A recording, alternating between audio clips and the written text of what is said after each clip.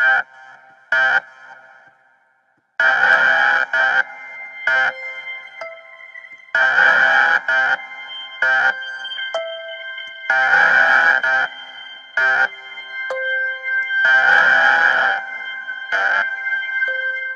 natural surroundings here really define how we live our lives, how we relate to each other. There's energy, there's a pulse, you know? It's almost like being in a big city or the stock market, you know? You're wheeling, you're dealing, things are moving. These wild Alaskan salmon, or maybe they're wild Canadian salmon, you know? And they're feeding the world. Southeast Alaska's fishery is over $1 billion. Tourism is over $1 billion in industry. I can't think of much money that I've made in my life that wasn't because of it. 4 words, man. Humpies pay the bills. Huge, huge, huge. I mean, it doesn't get any bigger. This is it. It's like the farmer depends on rain for his crops. You know, we depend on our environment for these fisheries that we're all involved in.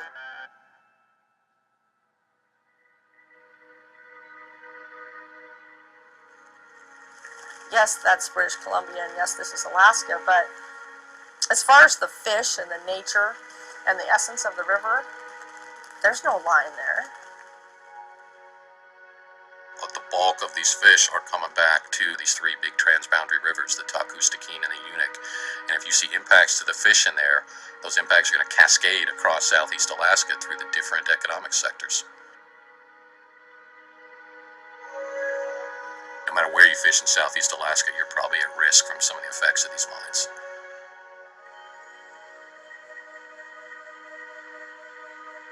All this proposed mines are taking place across the border in Canada, so we're not going to see any kind of economic benefit.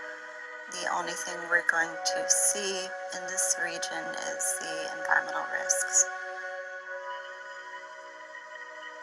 I mean, when I became aware of the scale the mines proposed,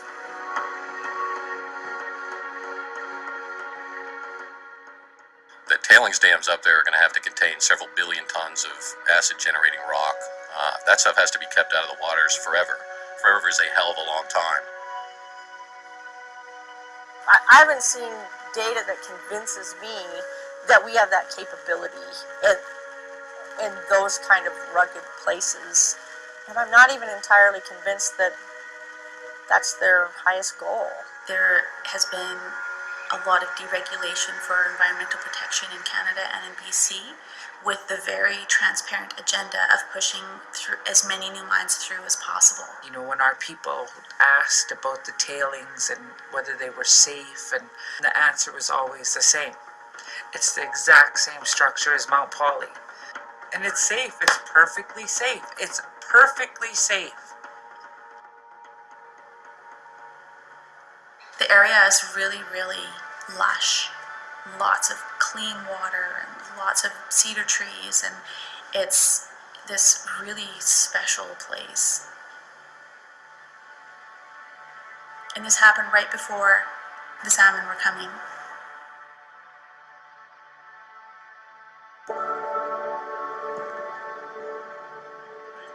Environmental disaster in British Columbia's history. 10 million cubic meters of wastewater containing dangerous chemicals poured into local waterways when the earthen dam surrounding a tailings pond collapsed. The technologies, the experts, everybody was on deck when they built Mount Poly Mine as the shining example of new mining in British Columbia. And it failed in less than 20 years. This disaster, what happened out in Quesnel Lake, that's our children's inheritance. This is what we're leaving them. Is there any sense of how much cost it would be to put the dam back, and what kind of insurance coverage do you have?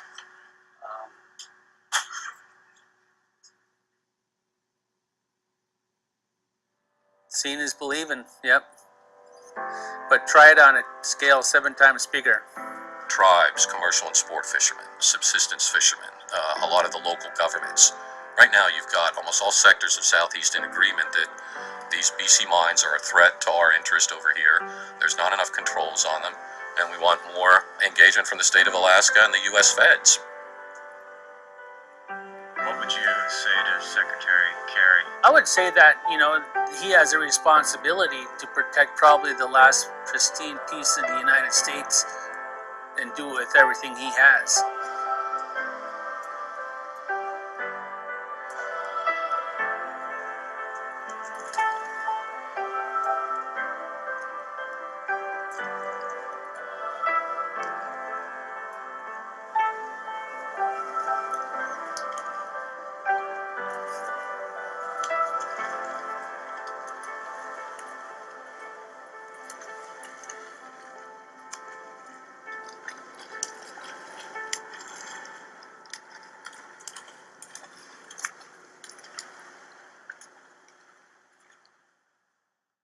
Hey guys, this is Tasia Wagner, and I am going to present first and summarize our Transboundary Mining Expert Panel. When thinking about our rivers here in Alaska, I think of them being a salmon's home, along with many more of our wildlife, meant to be kept pristine and magnificent. As Alaskan residents, lovers of the outdoors and the bounty it provides, we are the stewards of these transboundary watersheds. A transboundary river is a river that connects to a watershed that crosses a political boundary. With Alaska being next-door neighbors to British Columbia, we have many watersheds passing through the boundary that connects us. One of the issues with this is a national or international entity could make the decision to place a mine on or near connecting watersheds. This is what we like to call a transboundary mine. Southeast Alaska has a land area of about 35,138 square miles. These rivers that cover Southeast Alaska have the potential or already have been affected by transboundary mining, and they are the Alsek, Stikine, Taku, Unuk, Chilkat, Whiting, Salmon, and Chickaman rivers. As you are now made aware, that is a rather large area of Southeast Alaska. In this presentation, our group will be covering the cultural and traditional uses and users of these watersheds, and how mine tailings could affect these traditional ways of life. Many tribes have used these rivers as food sources to sustain a community and as trade routes to maintain reciprocity relationships with neighboring tribes. Many users still harvest from these rivers today, and that way of life and history could be lost if a mine tailing disaster were to happen. The environment of these rivers run through would be heavily altered, making them too toxic for salmon to spawn in, wildlife to drink from, and harm our forests. The chemicals that are produced through mining have great effect on not only the environment and surrounding wildlife, but to humans as well. Many of us consume the wildlife, plants, and water that are near or on these watersheds, and in turn could consume these chemicals. Our watersheds contribute to the economy as well, through commercial fishing, chartering, tours, and hunting. Though mining contributes to the economy as well, but most of these monies earned go to private mining companies and Canada. Lastly, we will be going over what we recommend we should do to create a better understanding and more transparent agreement between Alaska and British Columbia. My name is Aaron, and I will be going over the cultural history of or around the Transboundary area. So when we're going to go into, we're going to look at the rivers that flow across the Canada and the United States border, which are the Alsek, Taku, Chilkat, Whiting, the Unuk, Salmon, Stikine, and Chickaman rivers. These are some really prominent rivers and watersheds that are along the Transboundary line that both Canada and the United States have access to. Primarily the native peoples, or the Alaskan natives, that have used these watersheds for generations. They've harvested an abundance of salmon and caribou, and among other resources as well, in terms of like plant life and other forms of mammals that they hunt.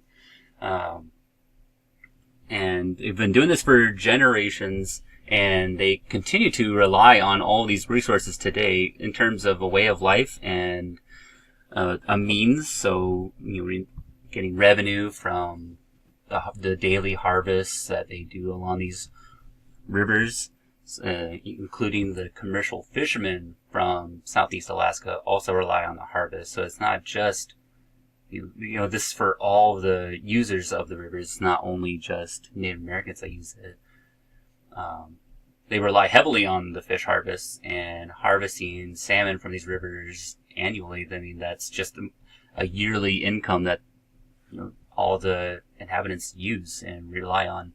You could see in the pictures here the different houses, fish houses, and the collecting of resources.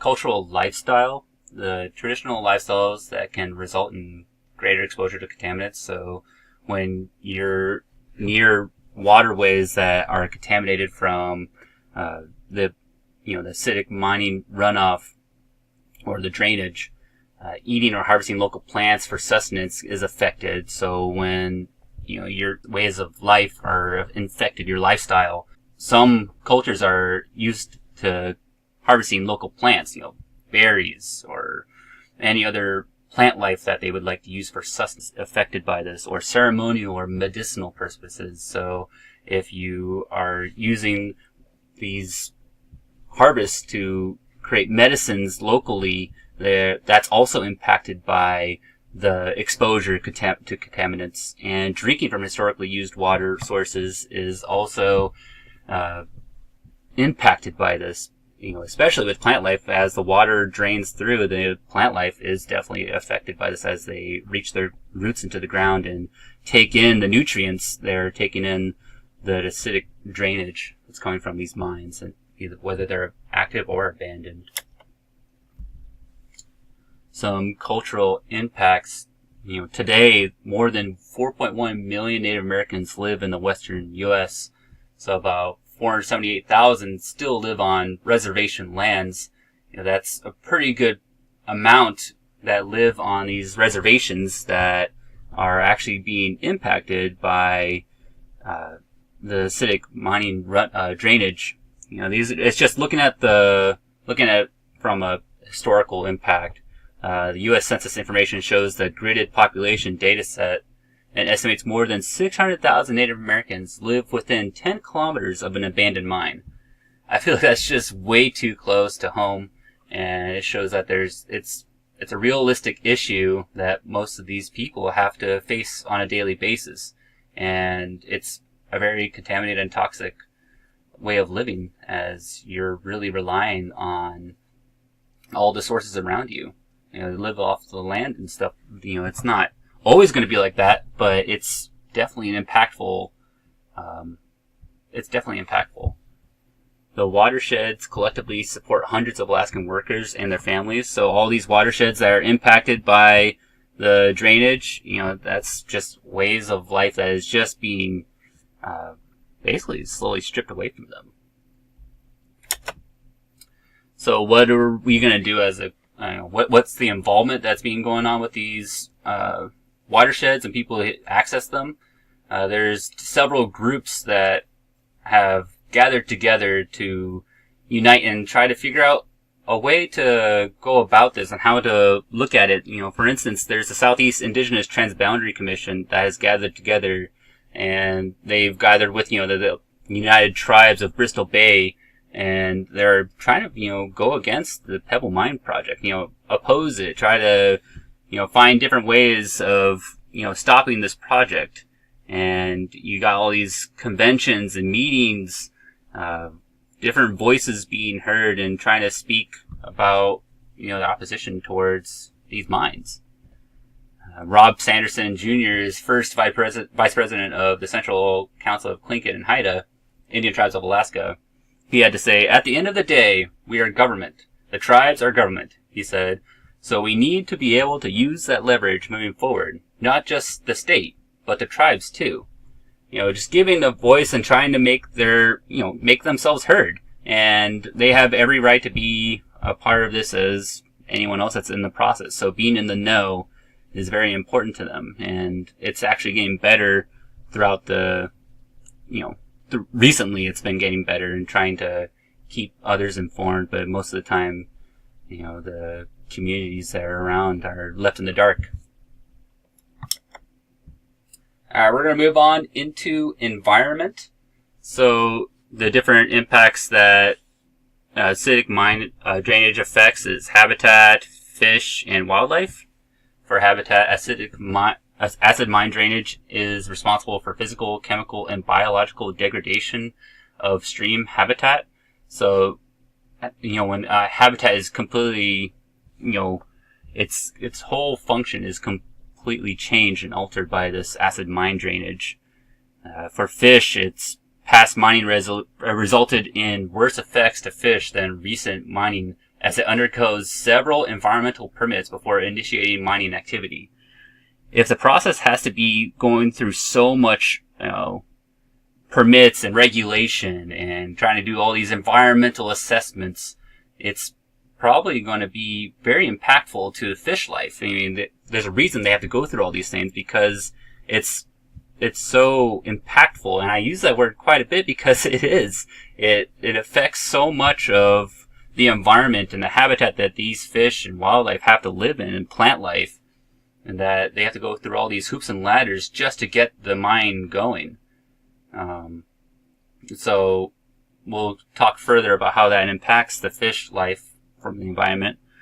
And in wildlife, it's physical alteration. It's them eating the resources such as plant life that are affected by this acid mine drainage, and it alters them. It gives them, there's a story where a moose had I guess it was just a large cyst on it, and it was due to the amount of contaminants it was, taking in after drinking so much water or eating the plant life. It was deforming them and altering their, genetic look. So let's look at the watersheds for the habitat. The transboundary watersheds that are in the harm's way from the mining activity, as you can see in the picture, there's the Alsek, the Chilkat, Tatsenshini, I don't know if I've said that right, Chilkoot, Skagway, Antaya, Taku, Whiting, Stikine, and Iskut, and Munich. All these watersheds are transboundary, and they're all impacted by several different mines. Some the more notable mines would be the Red Chris, Bruce Jack, and Tulsaquah Chief. And it doesn't matter, if they're active or even inactive, these mines are still leaking drainage into all these watersheds, and it's causing so many issues for the life there, and especially for, plant life and fish life. It's become quite a problem, and it doesn't even matter if they're active at all. They could be an abandoned mine and they're still leaking it into these watersheds. Now, the pollution that's happening to these watersheds, or these habitats, there's acid drainage forming ponds near rivers such as the Tulsaquah River in British Columbia. It's, it starts with groundwater or, surface water. There'll be rainfall, and it'll push the acid mine drainage down to these rivers and forming large ponds right next to them. And you can tell because of the great discolor that you could see, as in the picture here. It's got like a goldish color, or brown. The acidic runoff makes water undrinkable in high volumes. It's become so dense with so much acidic runoff that it makes it virtually impossible to drink any of that water. Alright, let's move on to fish. The survivability of fish is definitely impacted. Diminishing availability of clean gravel is used for spawning. So as most salmon, they use the gravel or the base of the river beds to spawn. And the gravel has actually been contaminated with all these acidic water running through them, and all the minerals that are going through and making it impossible to spawn for these fish in the riverbeds. Reducing fish food items such as benthic macroinvertebrates. It's costing them food sources, so they can't be able to survive on any sort of food source.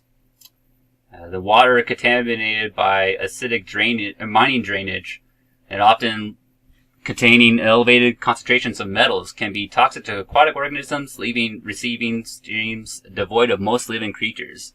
The acidic mining drainage, the acidic waters actually coat the fish's gills and it suffocates them. It actually will kill them over a period of time, and it just is such a toxic nature to have, or a habitat for a fish to survive in, or expect to survive in, especially when these mines are being built. And it's wondering if they're even considering their well-being into the process. I found this pretty interesting. There was a relocation test that happened not too long ago. I don't know how long ago it was actually. Let's see. I can't remember. But the Britannia copper mine, which was abandoned in British Columbia, there was a test near there where they wanted to look at how the survival of chum salmon and Chinook salmon would be in these near uncontaminated waters and near they're near contaminated waters and right in the contaminated waters. So when a fish is put in waters that are near the contaminated waters, sorry, I miswrote that. Chum salmon fry abundance was significantly lower near the impacted waters. So when they're at least close to the waters, they're still affected. Their abundance, the amount that they have inside that water system, is just so much lower in comparison to when it's not impacted by contaminants at all. Now, when they are in the contaminated waters, this was the test on Chinook salmon smolt. They were transplanted to service cages near Britannia Creek and experienced 100% mortality within 2 days. That's incredible, showing that it definitely makes a huge difference when you're in contaminated or when you're near the contaminated waters. So wildlife spread, acid mine drainage. So this is just the whole system. It's, you get the mine runoff, it sends sulfuric acid, especially when it gets contact with bacteria. It spreads faster. Then you go through water and ground. So, water spreads through ground or surface, so it goes underwater or under the ground, or, runoff through rainfall. And then it impacts all the life that happens that, it goes to wildlife, the ones that eat the plants. So when the plants are eaten, when they eat the plants, they're impacted with all these, sulfuric acid and the drainage they intake, and it affects marine life, especially with water quality. As we discussed before, fish life is greatly impacted by the acidic mining runoff. So the assessment is, Yukon's Director of Assessment and Abandoned Mines, Stephen Mead, spoke about the effects of AMD on the mammals in the area. The government does an extensive survey of large mammals in the area, taking tissue samples to look for any signs of contamination that would be harmful to humans who may hunt the animal. Although scientists have seen metals accumulate in moose, it hasn't been at levels that pose any risk to people.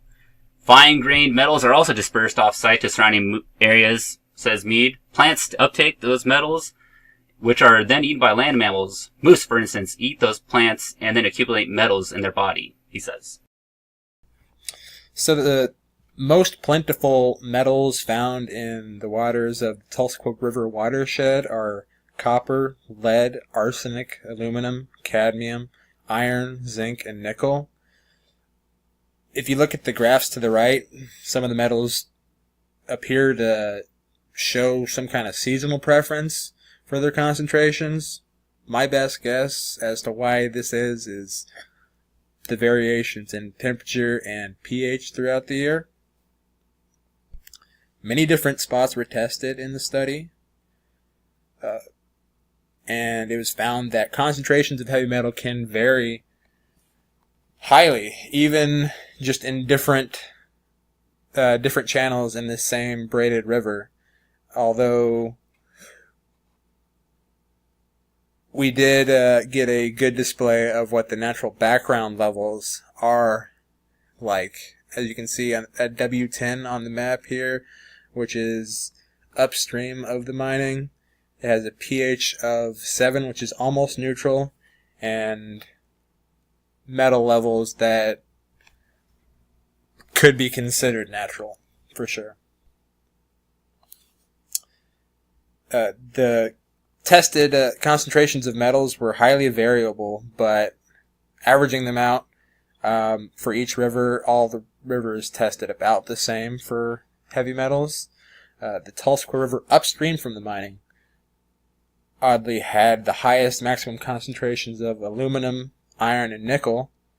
The highest total and dissolved concentrations of cadmium, copper, and zinc were in the Taku River, both upstream and downstream of the Tulsa confluence. So we can see that testing area, which is just south of the Big Bull exploration site, near the right and center of our map here on the right, where aluminum concentrations are much lower than upstream of the New Polaris mine, which it's kind of counterintuitive that the aluminum levels are so high up there anyway. I don't know, maybe they have some kind of discharge upstream from the Polaris mine, but anyway, it seems to settle out a bit by the time you get to the confluence, and the concentration of aluminum is cut to about half, but the water is also more acidic, coming down to 5.9, and the concentrations of the other tested metals went up significantly in between that upstream area and the confluence. Now, in between the confluence and the border, on the southwest side of the map, or the bottom left side of the map, pH and metal levels seem to return to about normal, which aluminum is still sitting at 36, so go figure on that one. But these bar graphs display the difference between the dissolved metals in the watershed and the total metals found in water in the watersheds. So the total metals would include dissolved, but they would also include everything that is not dissolved, so sediment and larger pieces. The maximum recommended levels of aluminum, copper, and cadmium were the most often exceeded, so that's likely to be the majority of the metals that you would find in the area. And the fact that the total metals was so much higher in almost every case than the dissolved metal levels indicates that there's a high sediment load, which sediment doesn't normally just come about in large pieces naturally. It's generally removed from the earth by mechanical forces, such as mining. Now, what about the fishes, you might be asking? Well, the fish are here. You can see these circled areas are spawning grounds for different salmonids, and they are far instream and far over the Canadian border, meaning that the spawning grounds, to get to the spawning grounds, they definitely have to pass through heavy metal laden water. The adults have to pass through it going upstream to spawn, and the especially vulnerable juvenile salmon coming out have to pass through heavy metal laden water, possibly affecting them for the rest of their lives. I could talk all day about the effects of metals on fish, different metals on different fish, but many volumes of books could be written on that subject, so I'll just stick to one metal today and one family of fish, salmonids. Most species in the Tulsa River drainage are salmonids. So salmonids, as their name would indicate, includes salmon, but it also includes things such as the dolly varden and steelhead trout and this round whitefish, which is listed right here. In fact, the only ones on this list that are not salmonids are the three sculpins, and the stickleback. But being fish, they likely have pretty similar reactions to the heavy metals that salmonids do. Copper most readily affects the olfactory system of fish, or in other words, their they're smellers. They use olfactory receptor neurons, which are pretty much the same as what we and other animals use, are essential to smell, and dissolved copper can inhibit that. It was found that the effects on the olfactory nervous system increased the most between 0.75 and 2.5 micrograms per liter. Above that, it's really just complete shutdown of the olfactory system functioning. The electro-olfactogram, or EOG, is how the responsiveness of receptor neurons are measured in fish, and I suppose some method could be adapted for humans, but I haven't heard of one, nor a need for one at this point. A reduced amplitude EOG indicates that a fish has a lower functioning ability of receptor neurons, and therefore has less ability to smell than unexposed fish. And this is important because they use their smell to avoid predators and to find their way home to spawn as adults. So this is the basic setup they have for an EOG testing. I'm not going to pretend to be an expert here. I just put this up here in case anyone wanted to check it out. But I was just curious as to the process, and I thought you might be too. All the concentrations tested in the study significantly affected the smelling ability of the fish. And sometimes this ability to smell can be regained quickly, but that ability is very dose dependent. So there is a point of no return for damage from copper, and I'm sure many other heavy metals. The lateral line, which is a nerve that runs along the side of a fish, is also targeted by copper. Things like alkalinity, dissolved organic carbon, and hardness, some factors that I alluded to earlier, can alter the bioavailability of dissolved copper, or in other words, the ability of a fish's, in this case ligands, to take in the metal. For anyone curious about the lateral line, it is exactly what it sounds like. It's a nerve that is a lateral line running along the side of a fish, and that's really all needs to be said about that. Now, heavy metals can undoubtedly have effects on other creatures than fish, and because we eat fish, we can get heavy metal poisoning just as we can get the effects from plastic, from fish eating plastic, like was mentioned in the presentation on Tuesday. Cadmium occurs naturally in ores with zinc, lead, and copper, so if you find zinc, lead, and copper, you're probably going to find cadmium as well. In the past, it was used as a stabilizer in PVC products, so plastics, color pigments in paints, different metal alloys for strengthening and anti-corrosion, such as in cadmiation. The most common use today is in nickel-cadmium rechargeable batteries, although these are undoubtedly being phased out as well, since we have lithium batteries to work with. Significant amounts of cadmium are also found in phosphate fertilizers, which, paired with natural settling of airborne cadmium, makes food the biggest cadmium source for non-smokers. Inhalation of the cadmium fumes can kill you. It can cause pulmonary effects or heart failure. This is rare, but it still does happen sometimes.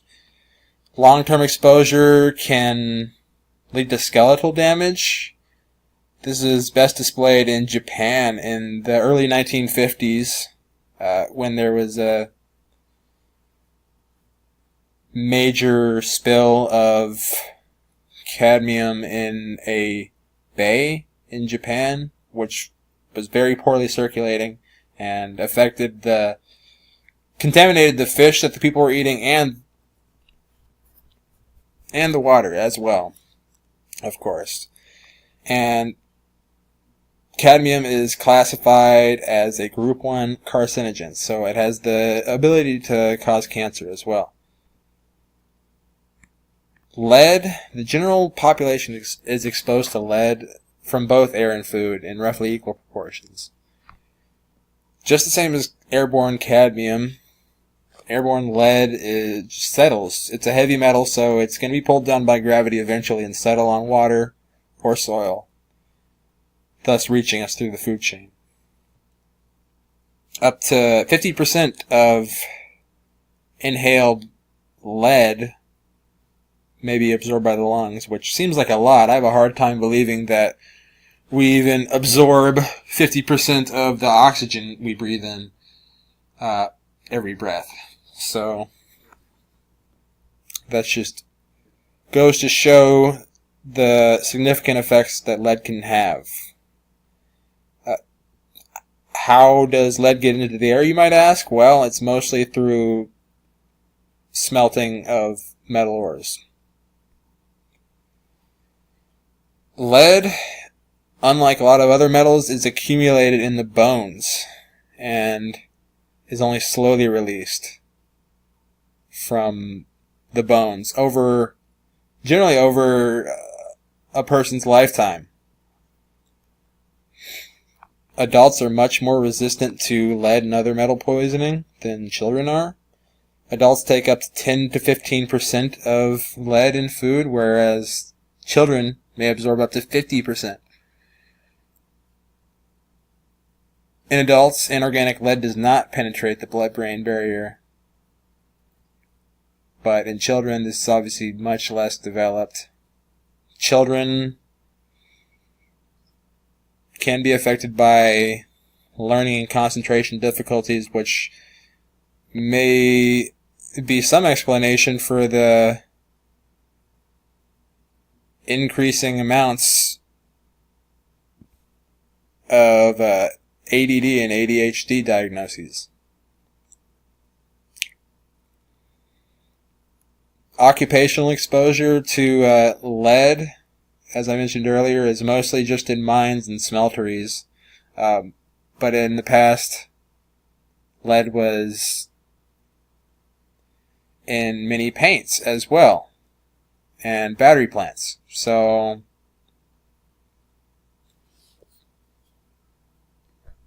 long-term exposure can lead to lead encephalopathy.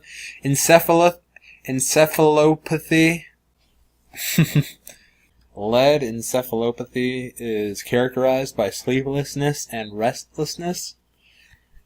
The long-term exposure, generally over someone's life or most of someone's life, leads to memory deterioration, prolonged reaction, and reduced ability to understand. This can be highly variable by the person and their, for whatever reason, resistance to heavy metals. In severe cases of this, it can actually lead to acute psychosis. Lead is also classified at least as a possible human carcinogen. So it has lots of bad effects. Maybe not quite as cancer-causing as cadmium is. Arsenic is not a heavy metal. In fact, it's not classified as a metal at all. Rather, it's a metalloid. But because of its effects, it's where it's generally found, which is in the ground, it's lumped in with the rest of the heavy metals.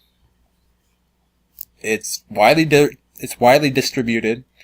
It can be found in air, rock, soil, and water. So everywhere, really. And especially with water and air, those things just spread throughout the world, and circulate. So you're going to be finding it in almost all regions. The general population, so us, is again mainly exposed to it through food and drinking water. Again, most of the occupational exposure is through smelting activities, which, as I noted here, is actually the largest single anthropogenic, so human-caused source of atmospheric arsenic pollution.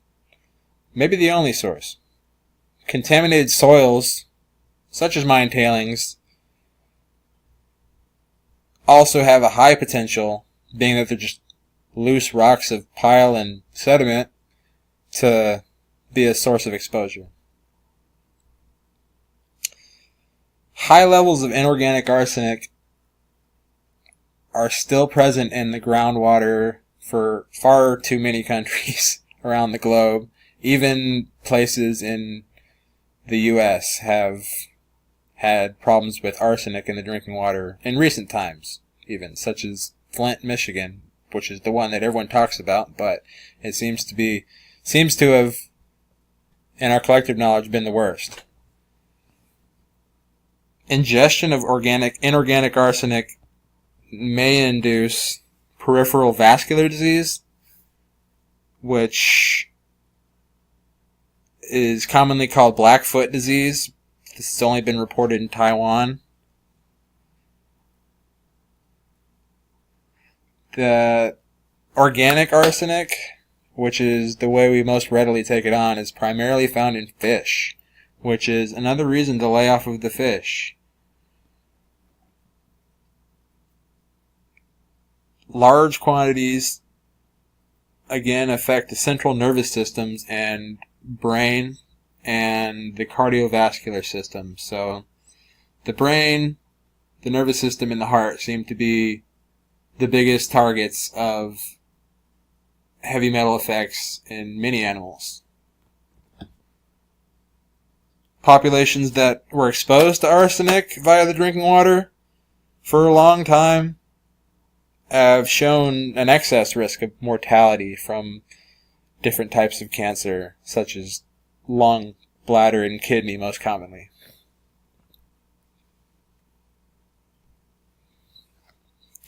Possible solutions.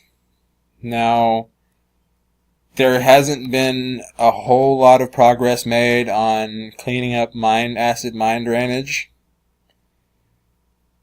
Whether that is because of lack of research or just lack of solutions is not clear to me, but they have come up with some methods, at least for coal mines, which do also contain heavy metals, but not nearly as much as a metal mine would. The UK's Coal Authority has employed these red ochre reed beds and treating the acid mine drainage of various coal mines around the UK, and it's been shown effective to both increase the pH of the water and take out most heavy metals and coal present in the water. In many places, they're actually treating both sewage and mine water effluent at the same time. In this case, they're mixed before the treatment and fed through this super long flat wetland, where the heavy metals, for the most part, just settle out or are biologically grabbed by different particles because of charge.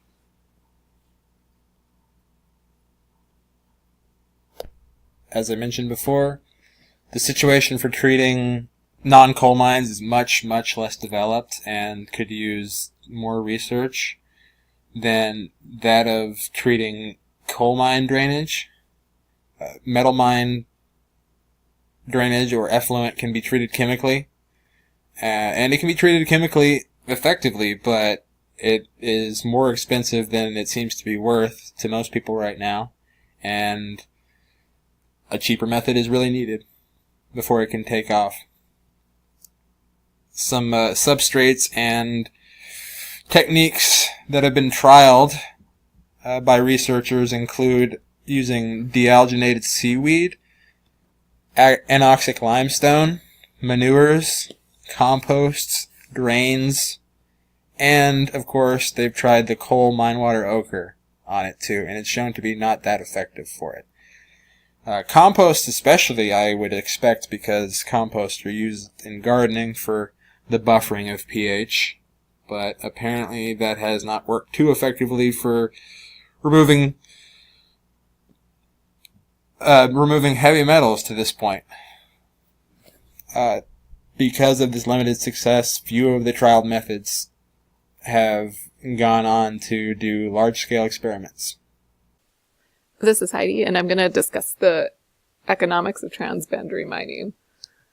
So mining is also important to the Alaskan economy, but one of the main issues with transboundary mining is that all of the economic benefits go to Canada, and Alaska is just left with the environmental risk. And also, many of these transboundary watersheds are very important economically to the people of Southeast Alaska for things like commercial fishing, subsistence harvesting, sport fishing, hunting, and tourism. I'm going to do basically an overview of the economic values of the Taku, Stikine, and Unik watersheds. A lot of this information I got from an economic impact analysis that the McDowell Group did for Salmon State in 2016. So the Taku River watershed is about 5,000 square miles. The river is about 100 miles long, but the last 25 miles are in the U.S. The Stikine River watershed covers 20,000 square miles. The river is almost 400 miles long, and the last 27 miles are in the U.S. And the Unik watershed is about 1,500 square miles, and the last 24 miles of the river are in the U.S. This is a map showing all the transboundary watersheds. You can see there's more than just the Taku, Stikine, and Unik, but these are the three main ones.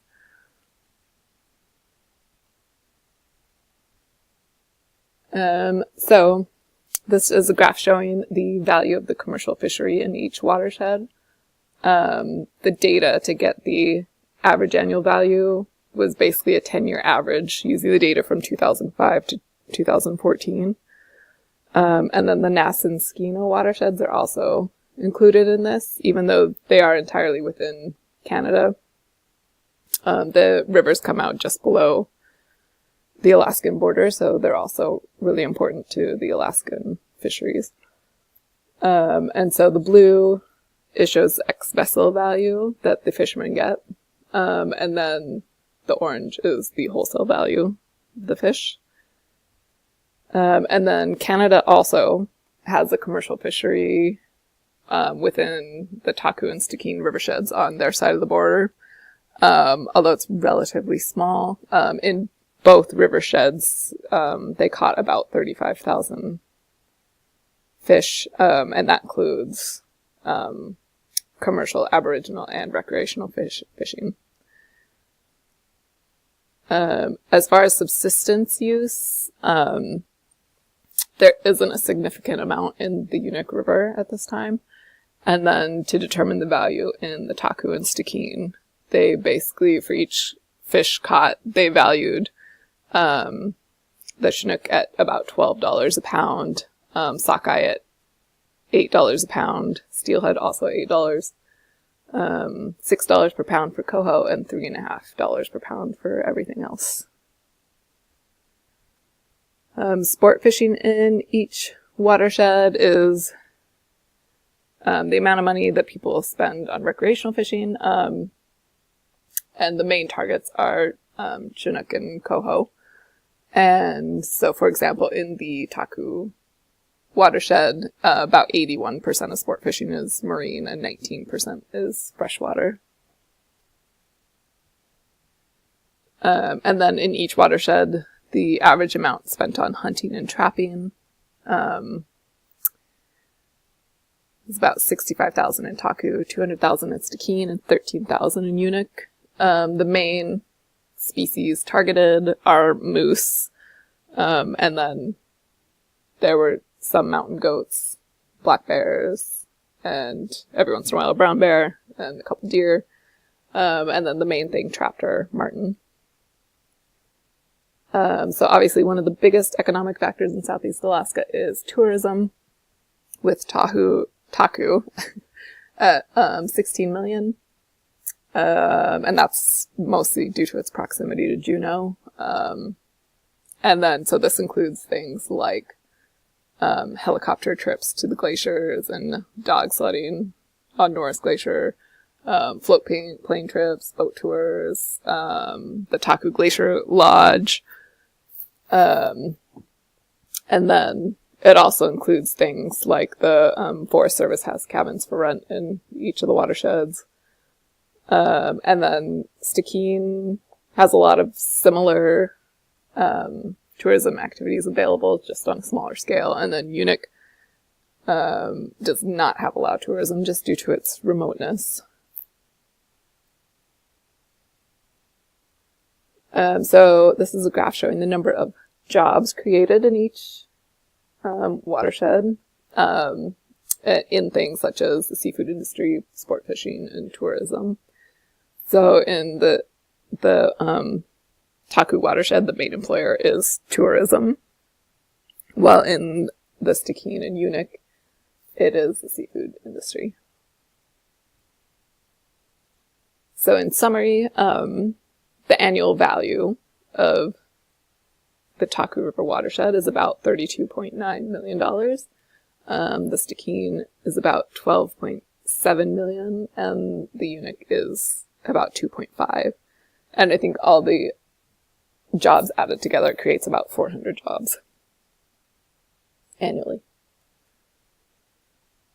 And so this is a map showing all of the transboundary mines in Canada. And you can see there are only, as of right now, there's only 2 active mines, the Bruce Jack and the Red Chris. The Red Chris is owned by Imperial Metals, who also owns Mount Poly.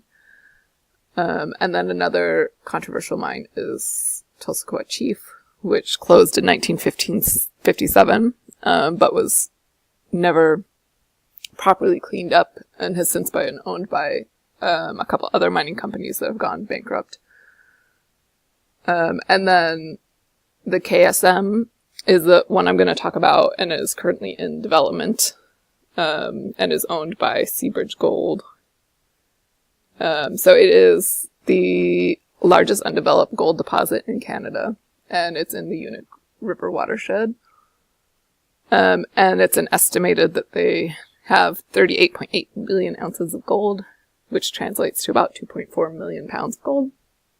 They also have 10.2 billion pounds of copper, 183 million ounces of silver, 207 million pounds of molybdenum, and the mine is estimated to have a 52-year life, and when it's in operation, to employ about 1,040 people on site, and then indirectly create another 3,780 jobs in Canada.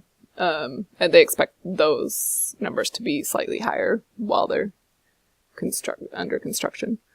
And then throughout the total life of the project, the total GDP generated for Canada is estimated to be about $42 billion.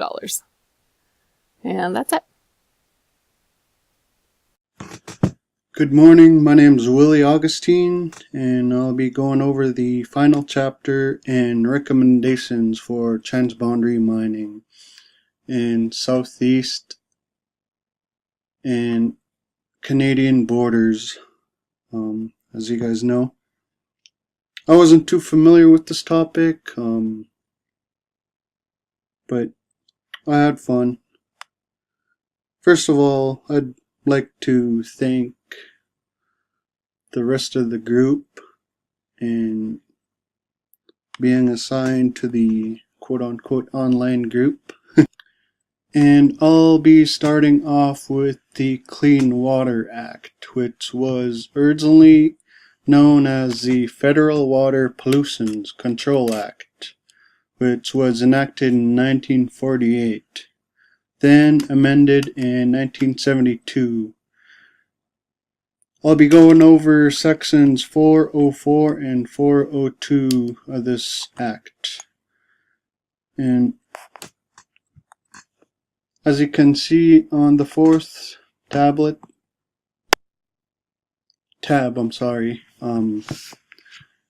quote, establishes the basic structure for regulating discharges of pollutants into the waters of the United States and quality standards for surface waters. Section 404 establishes a program to regulate and discharge of dredged and fill material into waters of the U.S., including wetlands. And Section 402, which is the National Pollutant Discharge Elimination System. On to the next slide.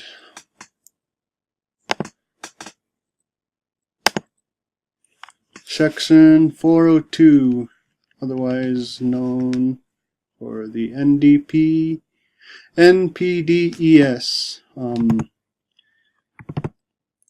Section 402, Section L, subsection 2. Sorry, I don't know how to actually pronounce those. No law student. But anyways, it states that the administrator shall not require a permit under this section, nor shall the administrator directly or indirectly require any state to regulate a permit for discharges of stormwater runoff and mining operations. The NPDES permit program addresses water pollution by regulating point sources that discharge pollutants to waters of the U.S. This permit program also is authorized to the state governments by the EPA to perform permitting, administrative, and enforcement aspects of the program. On to the next slide. Agreements to legally binding legally binding contracts. To the right you see a screenshot of the State of Alaska's website, and what kind of bothered me was that you could see up top here, I don't know if my mouse is showing, but they use Jamai Guyana Dialogi, which is Central Yupik, and translates to greetings, thank you for coming. And I thought they'd use some Tlingit or Haida or other language in the southeast to address this issue or welcome them. But I understand that our new lieutenant governor is Yupik, so it kind of makes sense to do that as well. In the State of Alaska website titled this page the Transboundary Relations, and they have several PDFs, like the Memorandum of Understanding, MOA, Statement of Cooperation, SOC. They also had 2 workshops on May 25 of 17, and this year in June on the 21st. Another PDFs they provided were maps, 3 maps, 2 reports, and 1 newsletter. We can also see that they didn't update the office of Lieutenant Governor Byron Malott. Unfortunately, he resigned due to remarks that didn't meet their standards. On to the next slide, which is the Memorandum of Understanding, which was signed in 2015 by the Governor, which is Bill Walker, and British Columbia's Premier, Christy Clark. And we have to understand that this is not a legally binding document. Instead, it's firm commitments by both governments.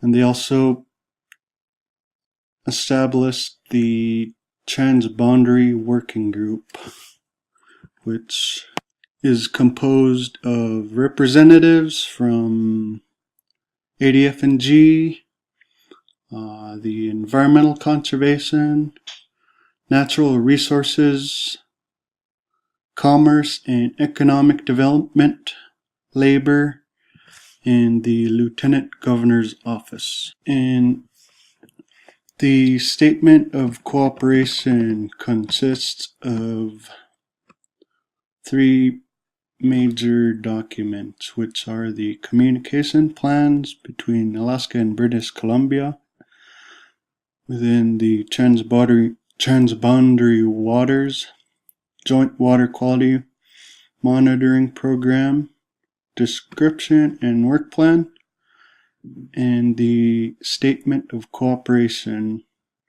Attachment to Reciprocal. Those were other 3 PDFs that were provided on the State of Alaska's website. And I just thought I'd throw this quote out there, which is, if something is not legally binding, then it does not create legal obligations. And I hope there are agreements that are legally binding to hold all parties accountable and with repercussions. On to the final slide, which gives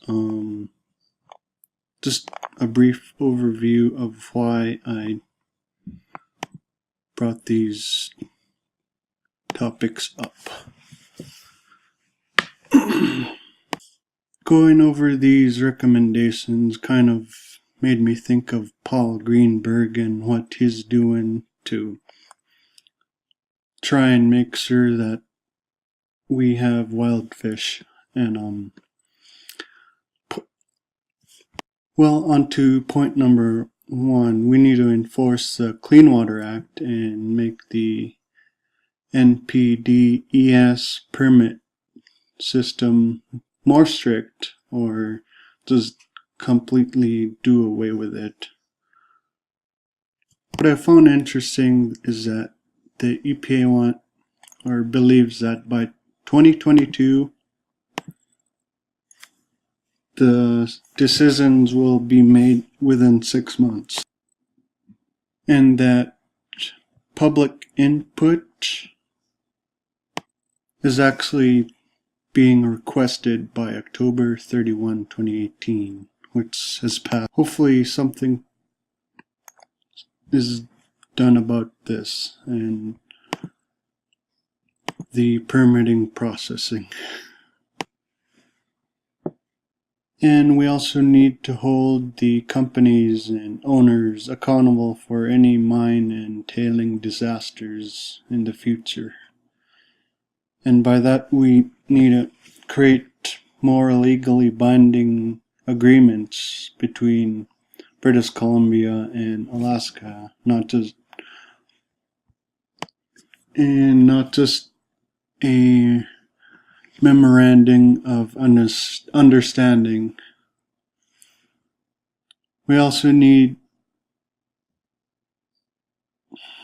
to understand that mining development should be at a halt until the demand that is already met for metals and minerals.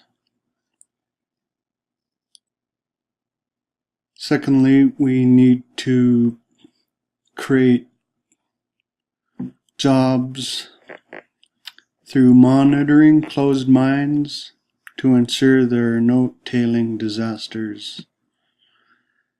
And finally, require that the mining companies are transparent about their plans and the agreements that are made between Alaska and British Columbia. And they are made public. Maybe if Hazard 1 was passed, we'd have something better than what we already have. Maybe we'll learn about it more in the other group's presentation. Anyways, that concludes my part of the presentation. Thank you.